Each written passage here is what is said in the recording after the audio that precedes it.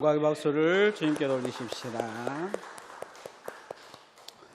오늘 설교 제목을 영적 장애를 넘어서야 합니다. 이렇게 적어서 따라합시다. 영적 장애를 넘어서야 합니다. 1980년에 미국의 남부에 어떤 아이가 태어났습니다. 이 여자아이가 태어났는데 열이 너무 심하게 앓아가지고 병원에 데리고 가서 고침은 받았는데 들을 수 없고 볼 수 없는 아이가 되어버린 것입니다. 태어난 지 얼마 안 됐기 때문에 본능적으로 먹는 것만 주면 먹고 그냥 동물처럼 난폭하게 성장을 했습니다. 본성만 가지고 있는 거죠. 이 아이 부모는 그래도 아이를 포기하지 아니하고 좋은 선생님을 구했습니다. 이 선생님이 이 아이에게 물건을 가져다 주면서 눈에는 보이지 않지만 뭔가가 있다는 것을 계속 감각을 살립니다. 어느 날 자신은 보지 못하지만 보이지 못한 세계에 뭔가가 있다는 느낌을 이 아이가 갖습니다. 듣지는 못하지만 자기가 듣지 못하는 소리가 있다는 것을 알게 돼요. 그리고 이 아이는 존재한다는 의미를 갖게 됩니다. 그러고 나서 점점 글씨를 익히게 되고 사람같이 생각하는 사고를 갖게 됩니다. 이 아이는 나중에 졸업해서 많은 장애인들의 희망을 가져다주는 존재가 됩니다. 그리고 또 한 가지 그는 깨닫는 것이 자기가 보지는 못하지만 영적 세계가 있다는 걸 알고 예수님을 영접합니다. 이 아이의 이름은 헬런 켈레고 그를 가르쳤던 선생님은 셀리먼 교사라는 분입니다. 우리 어렸을 때에 아마 이 동화는 많이 읽었을 것입니다. 인간이 태어나면서 이 헬런 켈처럼 장애를 가지고 태어납니다. 모든 인생들은 실은 우리가 보고 듣는 것 같지만 또 다른 장애가 있습니다. 인간은 영적으로 지었는데 이 영적인 장애를 가지고 우리가 태어납니다. 처음에 아담은 영적인 장애가 없었습니다. 그런데 하나님의 선악과를 먹고 영적 장애가 있음을 통해 영적 장애가 후손들에게 이어진 것입니다. 이 영적 장애는 하나님을 바라보지도 못하고 하나님의 말씀을 듣지도 못하고 그런 존재가 되는 거죠. 천사처럼 영적인 세상을 볼 수도 없고 하나님과의 관계가 멀어져서 주의 말씀을 제대로 인식하지 못한 존재가 되어버린 것입니다. 하나님은 첫 아담에게 들려주신 말씀은 동상 중앙에 있는 생명나무는 먹고 그걸 먹고 영생하고 선악과는 먹지 말라고 이야기했습니다. 먹으면 정령 죽으리라 이렇게 말씀했는데 아마 아담은 이것에 대해서 정확히 듣고는 전달은 절반만 한 것 같습니다. 아담이 혼자 사는 것이 불쌍해서 믿음의 배필인 화를 주셨는데 이 둘이 하나가 되어서 하나님 앞에 더 귀하게 사기보다는 둘이 하나 되자 장애가 나타납니다. 그게 바로 불신앙입니다. 신앙생활에 처음에 우리가 하나님을 만나지 못하는 그런 가장 장애가 있는데 그것은 불신앙이죠. 하나님을 제대로 믿지 못하는 거죠. 이 불신앙의 장애를 넘어야 되는데 아담과 하와는 이것을 넘지 못했습니다. 그래서 이 불신앙의 장애에 걸려버립니다. 사단은 보고 있었어요. 알고 있었어요. 안 믿는구나. 사단은 알고 있었던 거죠. 따라합시다. 불신앙의 장애를 넘어섭시다. 불신앙의 장애를 넘어서야 합니다. 자꾸 안 믿어진다. 나는 믿을 수 없다. 거기보다는 믿으려고 하나님 앞에 기도해야 합니다. 믿으려고 하나님께 더 가까이 가야 됩니다. 하나님께 확증을 달라고 요구해야 됩니다. 이제 나는 믿습니다 하고 프란체스코 고왕에게 고백을 하고 그렇게 또 그의 미사에 참여해서 세계 과학자들을 깜짝 놀라게 한 사람이 있습니다. 2019년에 죽은 스티븐 호킹 박사입니다. 모든 과학자들의 우상이었어요. 이 사람이 하나님을 믿고 내가 정말 거듭났다고 이야기하니까 정말 놀라운 거죠. 모든 사람들이 저 사람은 하나님을 안 믿을 거다 했는데 믿었다고 믿겠다고 고백을 한 거예요. 그런데 그가 죽고 나서 책이 한 권 발견됐습니다. 어려운 질문에 대한 간략한 답변이라는 책입니다. 그 책에 이 스티븐 호킹은 이렇게 표현합니다. 신은 없다. 수백 년간이나 같은 장애인들이 이 땅에 있다는 것은 신이 내린 저주 속에 산다고 그렇게 모두 다가 믿어왔지만 모든 것은 자연의 법칙으로는 설명할 수 있으나 그 다음의 것으로는 설명할 수 없다 하는 책을 남겼습니다. 그는 끊임없이 그 안에 질문이 하나 있었어요. 그건 뭐냐면 하나님은 왜 나를 이렇게 장애를 주셨는가? 스티븐 호킹 박사는 인류에게 많은 질문을 남겨서 과학을 발전하게 하고 또 우주에 대해서 모르는 세계에 대해서 탐구하게 만들었습니다. 그런데 한 가지 그 자신에게 묻지 말아야 될 질문을 묻습니다. 하나님은 계신가? 그리고 그는 어느 순간에는 믿는 것 같다고 이야기했지만 마지막 죽기 전에 없다고 단정짓고 지옥 간 사람이 되어버립니다. 그래서 그 사람이 책을 만들었는데 이 책을 가지고 아주 많은 실존주의 철학 무신론자들이 지옥의 복음을 전파하고 있습니다. 하나님이 없다고 이야기를 합니다. 우리의 신앙도 끊임없이 물음표가 우리 안에 있을 수 있습니다.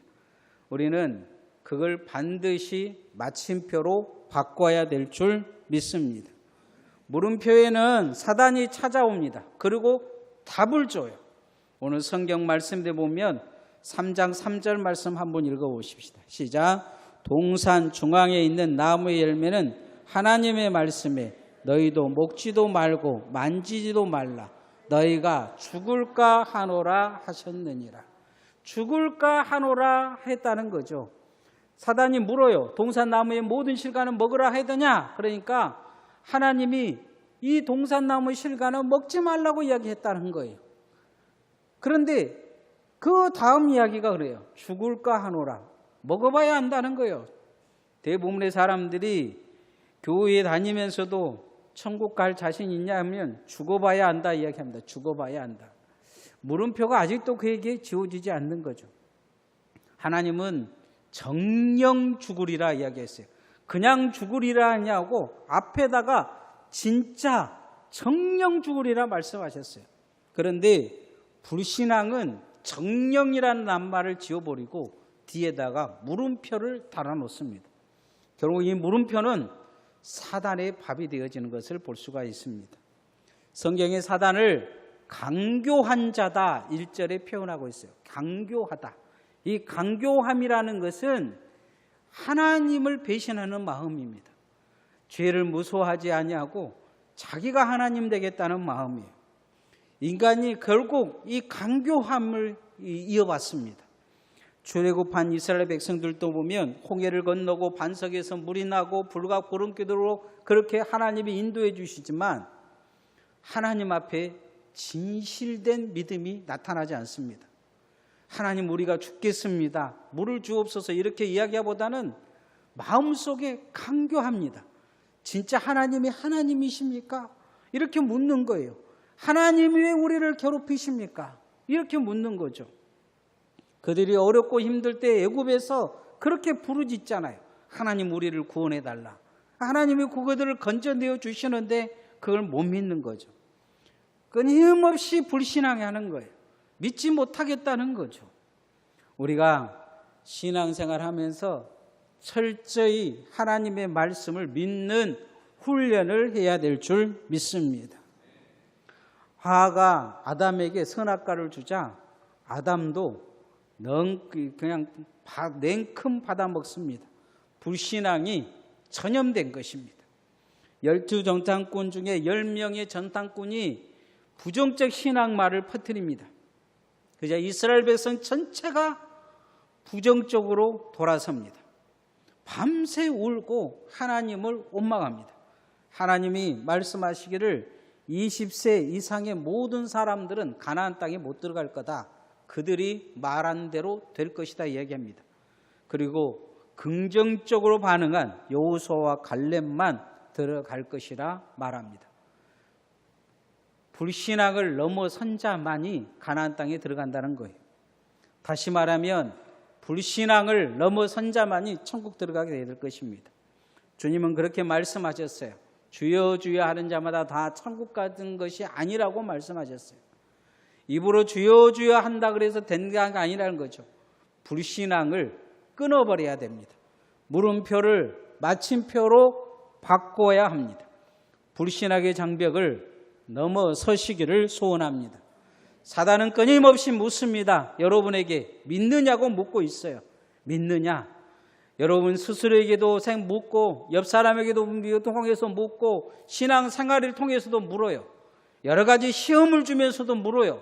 너는 이래도 하나님 섬기겠느냐? 묻는 거죠. 어떤 사람은 교회 제가 알기로는 아이스크림 나눠줬는데 자기 하나 안 줬다고 교회 안 나오신 분이 있어요. 빼먹을 수 있죠, 아이스크림. 근데 아이스크림 하나 가지고 신앙이 그 정도 된다면 진짜 문제가 있는 거죠. 다른 것에 큰 질문에 사단은 금방 알고 있어요. 저 사람이 뭐 때문에 무너질 것인가, 엎어질 것인가 알고 있어요. 찾아오는 거죠. 그래서 우리가 이 불신앙을 넘어서야 지옥의 불구덩이를 넘어섭니다. 따라합시다. 지옥의 불구덩이를 넘어섭시다. 인류는 태어나면서부터 어마어마한 병을 가지고 태어납니다. 우리가 가지고 있는 병보다 진짜 무서운 병이 있어요. 그건 뭐냐면 죽음의 병입니다. 태어나면서부터 죽음을 향해 달려가는 거죠. 뭐 아픈 사람들 보면서 이제 어르신들 보면서 이제 뭐 10년, 20년은 못 살겠다 그러지만은 다 마찬가지예요. 인생의 삶을 살면서 뭐 젊은 사람들이라고 가는 순서가 있는 건 아닙니다.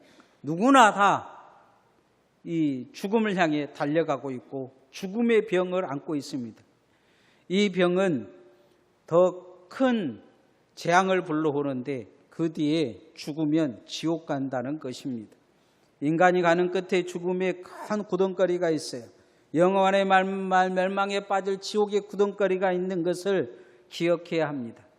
하나님은 인류를 만들 때 천사와 같이 만드시지 않았었어요. 왜 천사와 같이 만드시지 않았느냐? 루시퍼 사단 때문이에요. 그래서 인간에게 천사보다 좀 못하게 만드셨어요. 두 가지를 못하게 만드셨어요. 하나는 영생하는 것을 생명나무 열매를 먹어야 영생하도록 만드셨어요. 두 번째는 선악을 모르게 선악의 능력을 선악과로 따로 만들어서 선악의 열매를 따로 떼어놓고 먹지 말라 했어요. 이건 먹으면 하나님 배신하게 될 것이다. 죽게 될 것이다고 이야기하신 거예요. 그런데 인생은 사단이 찾아와서 묻자 이거에 대해서 다른 이야기를 해요. 동산나무 모든 실과는 먹으라 하더냐 묻자 이 동산 중앙에 있는 나무는 먹지 말라 이야기합니다. 동산 중앙에 두 나무가 있어요. 생명나무와 선악을 하는 나무가 있어요. 그런데 이 나무를 못 먹게 한 이유가 있다는 거죠. 하나님은 생명나무를 먹으면 생명나무에서 나오는 생명 열매를 먹으면 영생 얻게 하셨어요. 이건 먹으라 하시고 선악과는 절대 먹지 말라 이야기했어요. 먹으면 죽는다 이야기하신 거죠. 왜냐하면 그거 먹으면 마귀처럼 될 거라고 생각했기 때문이에요. 그런데 선악을 아는 열매가 갑자기 사단이 하는 말에 다르게 보인 거예요. 너도 하나님처럼 될 수 있다 하니까 이 독보석 같은 열매가 산삼으로 보이는 것입니다. 3장 6절 말씀 읽어보십시다. 시작. 여자가 그 나무를 본즉 먹음직도 하고 보암직도 하고 지혜롭게 할 만큼 탐스럽게도 한 나무인지라. 여자가 그 열매를 따먹고 자기와 함께인 남편에게도 주매 그도 먹은지라. 유수에서 보면 산에 가서 절대로 버섯 따먹지 말라고 하죠. 근데 가끔 보면 버섯 따먹고 죽은 사람들이 있어요. 산에 가서 독버섯을 보면 정말 예뻐요. 뭔가 아주 예쁘게 피어요. 그런데 그거 먹으면 바로 죽습니다. 그러니 요즘 뉴스에 나오니까 잘 먹지는 않아요. 그런데 가끔은 나는 버섯도 잘 안다 하면서 독버섯을 먹어서 죽은 사람도 있어요. 그 이유가 뭘까요? 그 독버섯을 먹어보면서 예쁜 거죠. 아름다운 거죠. 탐스러운 거죠. 그래서 그건 먹으면 뭔가 건강해질 것 같으니까 먹은 거예요. 사람의 관점이 바뀌면 지옥도 천국으로 보일 수 있습니다. 사단이 속삭이는 이 소리에 죽음의 열매가 하나님이 되는 그런 열매로 보인 거예요. 인간의 마음속에 욕망을 끌어올리는 것입니다. 사단이 파놓은 함정이죠. 보암직하고 지혜롭게 하고 탐스러운 욕망이 그에게 올라온 거예요. 그래서 하나님을 배신하게 한 것입니다. 인간이 이 선악과를 먹자 강교해져요. 그래서 발거벗고 숨어버립니다. 그리고 나서 하나님이 물어요. 아담에게 왜 그러니 누구에게 했냐고. 여자가 했다고. 여자는 뱀에게 했다고요. 서로 전가합니다. 회개할 줄 몰라요. 남에게 책임 묻고 네가 문제다, 네가 문제다 이렇게 이야기합니다. 모든 인간은 태어날 때 지옥의 구덩이 앞에서 소경으로 태어납니다. 예수님의 손을 붙잡지 않으면 그 지옥의 구덩이를 벗어날 수가 없습니다. 전도와 기도와 예배가 정말로 보기 좋고 아름답고 내 생명을 살리고 하나님의 말씀이 나를 지혜롭게 하고 교회를 열심히 다닌 것이 귀하고 아름답게 보는 눈이 여러분에게 있기를 소원합니다. 세상의 것이 아름답고 세상의 것이 좋고 세상으로 빨려가는 사람들이 부럽다는 그런 눈을 가지면 결국 사망의 열매를 취하게 될 것입니다. 그렇게 살면 죽는다. 내 믿음 죽는다. 내가 기도 안 하면 죽는다. 내가 하나님 앞에 예배에서 멀어지면 내 신앙은 죽는다. 이런 생각을 가져야 우리가 주님 붙들고 살 수 있습니다. 사단은 우리에게 세상이 아름답다 이야기합니다. 세상이 즐겁다 이야기합니다. 보암직하고 지혜롭게 하고 탐스럽게 보이게 합니다. 그러나 그 모든 것은 우리를 죽이고자 하는 사단의 계략입니다. 지옥의 구덩이에서 벗어나기 위해 예수님을 붙드시기를 소원합니다. 예수님의 마음을 붙들어야 될 것입니다. 사단은 마지막으로 우리에게 신앙생활하면서 자꾸 가져다 주는 게 있습니다. 절망의 구덩이에서 넘어서야 합니다. 따라합시다. 절망의 구덩이를 넘어섭시다. 예수님께서 여리고를 방문하실 때 여리고에서 예수님을 만나 변화된 사람이 있습니다. 바로 세리장인 삭개오입니다. 키가 작지만 아마 그는 능력이 있어서 세리장이 된 것 같아요. 당시에 세리장이 되려고 하면 돈을 많이 갖다 바쳐야 했습니다. 그리고 그만큼 또 사람들에게 착복을 했어요. 우리도 지금 일제시대 때 일제에 부역한 사람들을 매국노라 이야기하는데 그 삭개오는 매국노 중에 우두머리였습니다. 나라를 팔아먹고 자기 백성들을 괴롭혀서 세금을 뜯어서 로마 사람들에게 갖다 바쳤기 때문에 당시의 사람들은 세리는 개만도 못하게 여겼어요. 그런데 그 개만도 못하게 여린 세리의 장애성이 얼마겠습니까? 그런데 삭개오의 마음에 그런 절망이 있었을 거예요. 대부분의 이런 사람들은 그 공동체에서 버림받고 절망스러운 사람들입니다. 그래서 악에 바친 사람들이죠. 이양 니네들이 나한테 그렇게 했으니 내가 너희들을 보복하겠다 하면서 세리가 되어서 그렇게 사람들을 괴롭히고 보복한 것입니다. 그런데 마음속에 그 절망이 있는 것입니다. 나도 유대인인데 내 형제들도 나를 들여다보지 않고 형제들도 무시하고 가족들도 무시하고 자녀들은 아버지를 그냥 부끄럽게 여기고 그런 절망이 그에게 있었던 것 같아요. 삭개오는 그래도 궁금하니까 예수님을 만나러 갔는데 사람들이 많아서 길을 열어주지 않냐 뽕나무 위에 올라갑니다.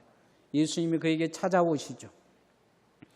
예수님이 내가 오늘 너의 집에 함께 있겠다는 그 말에 삭개오는 마음이 갑자기 무너집니다. 절망에서 희망으로 바뀌기 시작합니다. 삭개오는 주님 앞에 나라를 팔아먹을 그런 마음들을 다 없애고 자기 재산의 절반을 가난한 사람을 위해 주겠다 합니다. 토색한 것이 있으면 4배로 갚겠다고 이야기를 합니다. 예수님을 만나서 돈보다는 이 절망을 이겨내는 회개가 내게 필요하다는 걸 알고 회개의 삶을 산 거죠. 죄악의 구덩이에서 완전히 벗어난 것입니다. 삭개오가 지금 말하고 있는 걸 보면 파산한 거나 다름이 없습니다. 아마 알거지가 되는 것과 똑같은 이야기예요. 그러나 삭개오는 그 절망에서 주님을 만납니다. 인생의 절망 가운데 예수님을 만나는 거죠. 오늘 아담과 하와도 인간은 끊임없이 약한 존재입니다. 죄에 빠질 수 있어요. 벌거벗을 수 있습니다.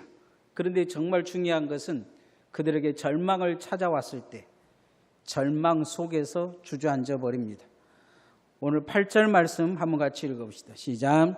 그들이 그날 바람이 불 때 동산에 거느시는 여호와 하나님의 소리를 듣고 아담과 그의 아내가 여호와 하나님의 낯을 피하여 동산 나무 사이에 숨은지라. 숨어버리는 거죠. 숨어버린 거예요. 수치와 부끄러움 속에 그 절망이 그들에게 왔을 때 이제 우리는 죽었다. 이런 절망이 왔을 때 하나님처럼 될 줄 알았는데 하나님처럼 되기는커녕 갑자기 추위가 몰려오고 하나님처럼 되기는커녕 갑자기 자기들이 알고 있는 영적 능력이 사라지고 하나님처럼 되기는커녕 동물들이 다들 자기 앞에 와서 무릎을 꿇고 자기 말에 복종했는데 자신들을 보면 으르렁거리고 모든 식물들이 고개를 돌리는 느낌이 있고 자신들이 움직이는 곳곳마다 뭔가 식물들이 자라나고 생기가 돋기는 죽어가고 절망의 존재가 된 것이죠. 하나님이 그들을 찾자 그들은 이미 절망해서 숨어버린 것입니다. 1907년 평양 장대영 교회에 성령의 대부흥의 불씨가 일어나는데 그때 함께 모여서 막 기도하는데 성령의 역사가 나타나지 않습니다. 우리나라는 어쩔 수가 없는가 보다 모든 그곳에 모였던 사람들이 절망합니다. 그리고 수예배가 끝나고 한 사람, 두 사람 떠나갑니다. 그때 길선주 장로가 나와서 회개합니다. 자신이 친구가 죽었는데 남은 유산을 자기가 착복했다는 거예요. 길선주 장로는 그 앞에서 회개합니다. 길선주 장로는 스스로 얼마나 절망했겠습니까? 교회 앞에 와서 기도할 때 많은 사람들을 위해 돕고 섬기고 그런 교회가 되게 해달라고 하지만 그의 마음은 스스로에게 말했겠어요. 너는 도둑놈이다. 그 절망이 그에게 있었는데 이런 절망을 가지고 모든 사람들이 와서 있으면서 하나님 앞에 절망하기 시작했는 그 시기에 하나님이 역사하는 그 시기에 길선주 장로가 회개하자 성령의 역사가 나타납니다. 그리고는 한 사람 두 사람 나와서 자기의 죄를 다 고백합니다. 고백하는 역사, 이제 족족 성령의 역사가 그에게 임함으로 해서 한국교회에 성령의 붕이 일어납니다. 회감으로 한국의 교회에 성령의 불씨가 된 것을 볼 수가 있어요.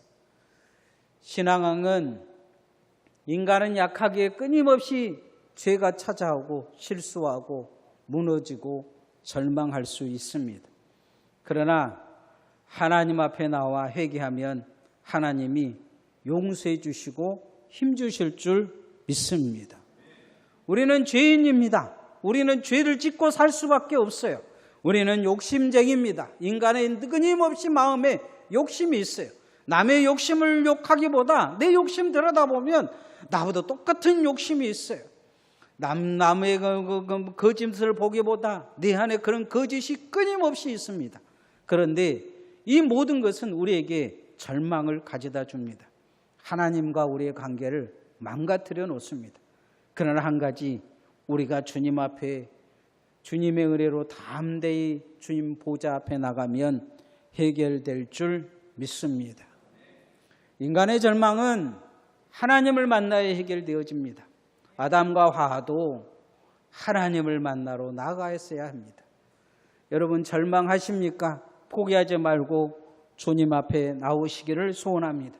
주님을 붙들고 주님을 의지하면 주님이 여러분에게 힘 주시고 여러분의 문제를 해결하실 것입니다. 새 힘을 주시고 여러분의 장애를 해결해 줄 줄 믿습니다. 오늘 설교 제목을 영적 장애를 넘어서야 합니다 이야기했습니다. 사단은 우리가 무슨 장애가 있는지 정확히 압니다. 들여다보고 있어요. 세상 사람들은 듣지 못하고 보지 못하고 깨닫지 못하기 때문에 모르지만 사단은 우리를 잘 압니다. 하나님도 우리를 잘 알고 계십니다. 사단의 이 시험에 우리가 넘어지지 않고 승리하기 위해 첫 번째 불신앙의 장애를 넘어서야 합니다. 자꾸 안 믿어지면 더 기도하셔야 합니다. 믿어지게 해달라고 기도하신다. 하나님의 말씀을 붙들어야 합니다. 두 번째, 예수 그리스도를 온전히 붙듦을 통해 지옥의 구덩이에서 벗어나야 합니다. 주님의 손을 놓는 순간 지옥으로 떨어지게 될 것입니다. 마지막 우리는 신앙생활을 하면서 우리가 인간의 나약함을 가지고 있기 때문에 끊임없이 절망의 구덩이에 놓여져 있습니다. 사도 바울도 로마서 7장에 오라 나는 공고한 사람이로다. 이 사망의 몸에서 누가 나를 건져내랴. 그는 절망의 구덩이에서 허덕입니다. 그러나 그는 로마서 8장에 예수 그리스도를 믿는 나에게는 누구도 정죄함이 없다. 생명의 성령의 법이 죄와 사망의 법에서 나를 해방했다. 나는 하나님의 사람이다 하면서 그 절망에서 희망으로 넘어옵니다. 그리고 희망의 신앙을 갖습니다. 여러분도 주님 앞에 이 절망의 영적 장애를 넘어 희망의 믿음의 사람, 하나님의 나 사람으로 설 수 있기를 소원합니다. 찬양하십시다.